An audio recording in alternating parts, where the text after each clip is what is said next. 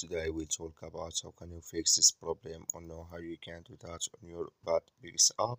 So all you have to do, so you just click here on settings, click on it here.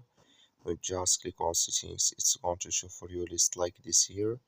Then you go down, just keep going down, click here on apps, come to apps list here, and there you're looking for bad Piggies app. Or just click on search, then here at bad Piggies app, just click on it here. So then it's going to take you to this list here. Then all you have to do, just click on first stop, then you click on OK, then you go down, just click on storage, come to storage list here, just click on clear cache. Then all you have to do, so you just go to your Play Store, so click here on Play Store here. Then it's going to show for you list like this. You search here for bad Piggies app, it's going to show for you like this.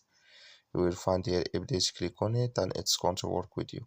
That's all you have to do. Thank you for watching. Don't forget to support us by liking, subscribe.